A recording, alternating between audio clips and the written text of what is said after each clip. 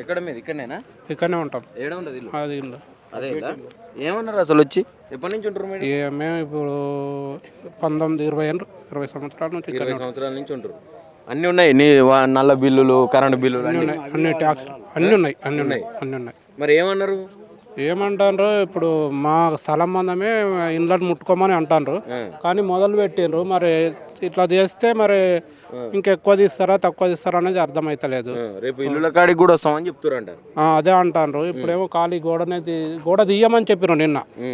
తీయము, గోడ పొంటే boundary వేసుకుంటామన్నారు, fencing చేస్తా అన్నారు. అటువంటిది ఇప్పుడు ఈ గోడ మొత్తం తీసేసిండు, షెడ్ మొత్తం తీసేసిండు.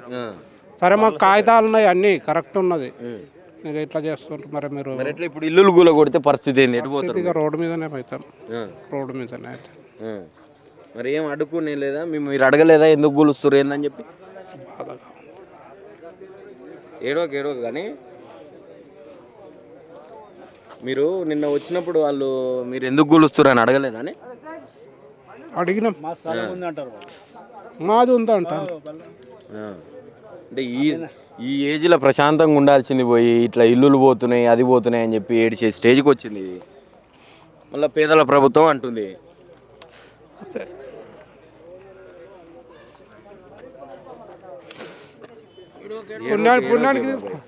పుణ్యానికి తీసుకోలే, డబ్బులు పెట్టనుకున్నాం. బాధగా అనిపిస్తుంది, బాగా అనిపిస్తుంది. మరి ఎట్లా ఏం చేద్దాం అంటున్నావు ఇప్పుడు? ప్రభుత్వానికి ఏం చెప్తావు? మాది మాకు ఇస్తే చాలు, అంతే. ఇంకేమైనా చూపెట్టాలన్నా చూపెట్టాలి కదా. చూపెట్టేందుకు సార్, మేము అన్ని కాగితాలు ఉన్నాయి, రిజిస్ట్రేషన్ బాజాప్తా రిజిస్ట్రేషన్ కాగితాలే ఉన్నాయి. మేము ట్యాక్సులు కడుతున్నాం, అన్ని కడుతున్నాం.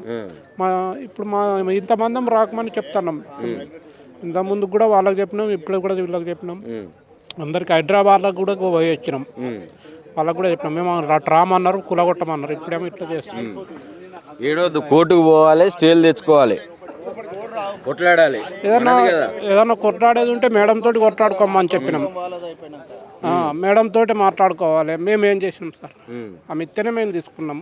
మళ్ళీ రిజిస్ట్రేషన్ ఆఫీస్లో కూడా పైసలు కట్టే చేసుకున్నాం. 1,00,000 రూపాయలు, 80,000, 90,000 ఇట్లా అందరూ 100 గజాలు 50 గజాలు ఎవరు ఎక్కువ లేదు. అది కొంచెం 100 గజాలు, 70 గజాలు, 30 గజాల వాళ్ళు కూడా ఉన్నారు.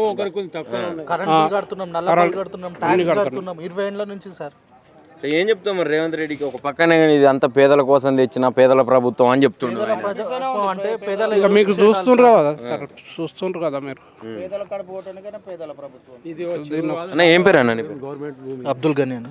ఏంది పరిస్థితి? ఏం లేదు, అనుకోకుండా ఇది సడన్లీ హైడ్రా అని వచ్చినారు. ఇన్ఫర్మేషన్ లేదు, ఏం లేదు, నోటీస్ లేదు, వచ్చి అచానక్ వచ్చి కూలగొడుతున్నారు. ఇప్పుడు మేము ఎట్లా పోవాలి? అందరు పేదోళ్ళు, ఇక్కడ అందరు చేసి బతికేటోళ్ళం, డైలీ కూలోళ్ళం, ఇక్కడ లేబర్ వాళ్ళు 50-60 గజాలు ఉన్న వాళ్ళు అందరికీ. ఎవరు ఒక 100 గజాలు లేరు, ఎవరికి ఒక స్లాబ్ లేదు ఇక్కడ. ఇప్పుడు మా పరిస్థితి ఏంది? ప్రజల ప్రభుత్వం అన్నారు, ప్రజలే రోడ్డు మీదకి ఎక్కినారు. ఇప్పుడు ఎట్లా మా పరిస్థితి? ఎట్లా మేము ఎటు పోవాలి? గతం నుంచి కూడా చూస్తున్నాం, అక్కడ సున్నం చెరువు కావచ్చు, అనేక హైడ్రా కూల్చివేతలు ఎక్కడ జరిగినా కూడా కొద్దిగా పేదల మీదనే ఎక్కువ దృష్టి పెట్టిందని చెప్పి కోర్టు కూడా ఇది కరెక్ట్ కాదని చెప్పి చెప్పింది. అయినా కూడా ఈ రకంగా చేస్తూ ఉన్నారు. ఎందుకని అంటే వాళ్ళు ఏంటంటే పెద్దోళ్ళు అంటే వాళ్ళ దగ్గర స్టేలు తెచ్చుకుంటారు, కోర్టులకు తిరుగుతారు, వాళ్ళ తరఫున మాట్లాడేటోళ్ళు ఉంటారన్న.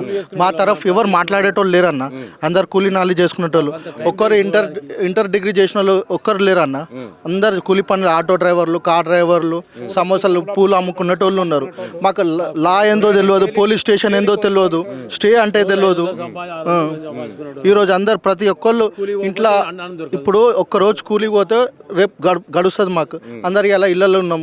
మా పరిస్థితి ఏందని, రేపు మా పరిస్థితి ఏందో ఇప్పుడు అర్థమైతలేదు. ఇప్పుడు మా పక్కది పోయింది, ఇప్పుడు రేపు మాది పోతుంది. ఇప్పుడు ఎప్పుడు పోతుంది అని చేతిలో పట్టుకొని కూర్చున్నాం. ఇట్లా పొద్దున్నుంచి టిఫిన్ లేదు, నీళ్ళు లేదు, ఛాయ్ లేదు. వాళ్ళ దగ్గర పోతే ఏమంటున్నారు అంటే మీ జోలికి రామంటున్నారు, కానీ చేసేది చేస్తున్నారు. మేము ఒక పక్క ఏమంటున్నారు, మీ జోలికి రామంటున్నారు, మీ జోలికి రామంటున్నారు, కానీ చేసేది చేస్తున్నారు. వచ్చినారు, కరెంటు తీసేసినారు, చేసేది చేస్తున్నారు. ఇక ప్రజల ప్రభుత్వం అంటే ప్రజలకు ఏం చేస్తారో వాళ్ళే చేయాలి. ఇందిరమ్మ ఇల్లు కూడా లక్షల మందికి ఇస్తున్నాము, ఇది పేదల ప్రభుత్వం, ప్రజాపాలన అని చెప్తా ఉన్నాడు. ఈడ పేదోళ్ళ ఇండ్లే కూలగొడుతున్నాడు. ముఖ్యంగా ఎట్లా అనిపిస్తుంది? ఎట్లా అనిపిస్తుంది అంటే ఇక ఏం చెప్పుకోలేని పరిస్థితి మాది. ఇక మాకు ఏంటంటే చెప్పుకోనికి ఎవరు ఒక లీడర్ టైప్ లేరు, ఎవరు లేరు ఈడ, అందరూ పేదోళ్ళమే. ఎవరు ఇప్పుడు నెక్స్ట్ మేము ఏం స్టెప్ తీసుకోవాలో కూడా మాకు అర్థమైతే లేదు సార్. మరి ఇండ్ల మీదకి వస్తే ఏంది పరిస్థితి? ఏం లేదు సార్, ఇక ఇండ్ల మీదకి వస్తే కిరిసోని పోసుకొని చచ్చిపోయేదాము సార్. ఇల్లు లేకుంటే మేము బతకలేము. ఆ మిషన్ కిందనే చచ్చిపోనికి మా ఆడోళ్ళు రెడీగా ఉన్నారు సార్. మా ఆడోళ్ళు పిల్లలు ఇప్పుడు రెడీగా ఉన్నారు సార్.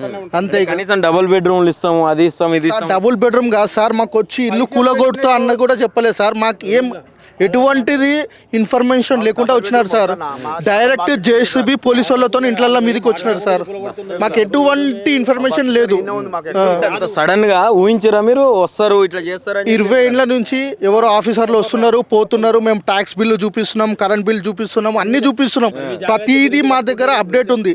లావణ్య మేడం అనేట ఆమె మాకు రిజిస్ట్రేషన్ చేసి అమ్మింది. రిజిస్ట్రేషన్ ఎట్లయింది? మాకు రిజిస్ట్రేషన్ నమ్మకంతో ఈ ఫ్లాట్లు కొనుక్కున్నాం మేము.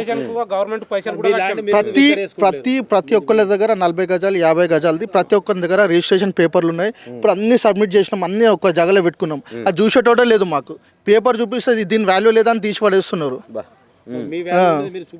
అసలు పేపర్లు కూడా చూడడానికి అడగడానికి కూడా వాళ్ళకు ఓపిక లేదు.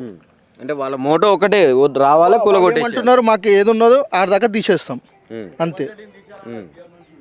మరి ఎట్లా అనిపిస్తున్నది ప్రభుత్వం? ఇక ప్రభుత్వం ఎట్లా అనిపిస్తుంది అంటే ఇక మేము ఏం చెప్పాలి? ఇప్పుడు మేము ఎటు చెప్పుకోలేని పరిస్థితుల్లో ఉన్నాం. ఏం చేయాలో అర్థమైతలేదు. రేపు ఏందో అర్థమైతలేదు మాకు. ఇప్పుడు పిల్లలకు తీసుకొని ఎటు పోవాలో అర్థమైతలేదు మాకు. ఇప్పుడు ఏ లీడర్ దగ్గర పోవాలో ఎవరు లేదు సార్. ఇప్పుడు మాది మీద వాళ్ళు జేసీబీ వస్తే దాని కింద పడి చచ్చిపోతాం సార్. ఇళ్ళ మీదకి వస్తే దాని తప్ప ఏం లేదు ఇక మా దగ్గర.